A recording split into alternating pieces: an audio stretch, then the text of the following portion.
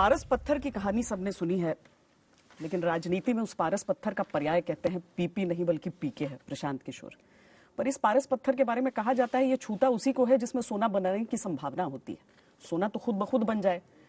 Congress party को छूने के लिए हाथ बढ़ाया, लेकिन छोड़ दिया। नहीं, छोड़ नहीं दिया।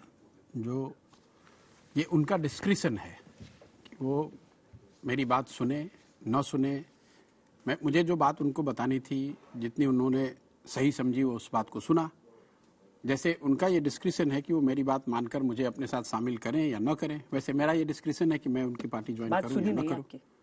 नहीं, ऐसा आपको ऐसा लगता है, बात ऐसी नहीं है। देखिए, 2 पहलू है इस पूरे विषय के। एक कि कांग्रेस पार्टी में 2014 के बाद शायद पहली बार इतने बड़े स्तर पे एक स्ट्रक्चर्ड तरीके से उन्होंने अपनी स्थिति और आगे की संभावनाओं और आगे के रास्ते पे चर्चा करी, और उनके जो लीडरशिप, उनकी जो टॉप लीडरशिप है, सब उसमें बैठे।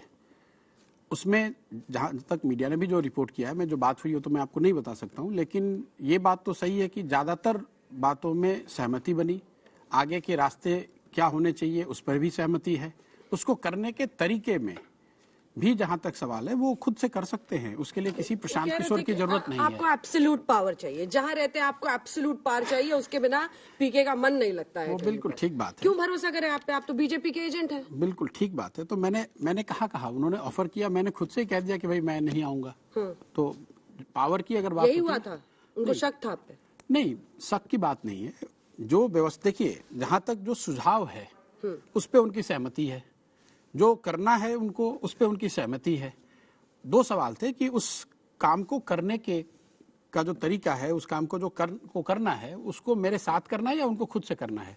कांग्रेस पार्टी में इतने बड़े लीडर्स हैं, इतनी उनकी क्षमता खुद की है कि उनको किसी पीके की जरूरत नहीं है। वो इस बात को, इन चीजों को खुद से कर सकते हैं।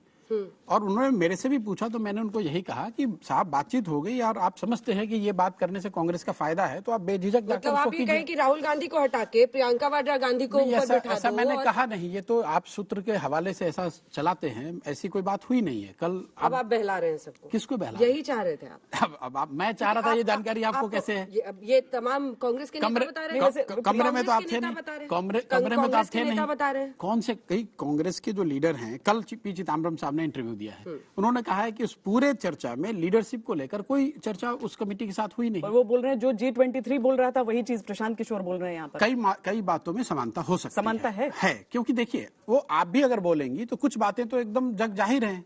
खुद दिग्विजय सिंह साहब ने एक इंटरव्यू में बड़ा अच्छा कहा कि भाई हमें तो पहले से पता है ये सारी बातें जो ये प्रशांत किशोर बता रहे हैं। मैंने जो प्रेजेंटेशन किया, ये जो भी चर्चा करी, मैंने उनको पहला ही लाइन यही, बल्कि मैं आपके दर्शकों को बताना चाहता हूं कि उसकी शुरुआत ही एक वीडियो से है, जिसमें मैंने उनको ये दिखाया कि मैं ऐसी कोई बात नहीं कहने वाला हूं इस प्रेजेंटेशन में जो कि आपने खुद से पहले नहीं कही है।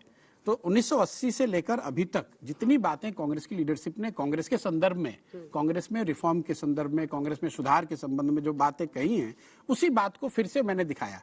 और बिल्कुल जो कांग्रेस के लीडर ये कह रहे हैं, अगर किसी ने कहा कि ये कोई नई बात नहीं कह रहे, तो मैं उससे सहमत हूं।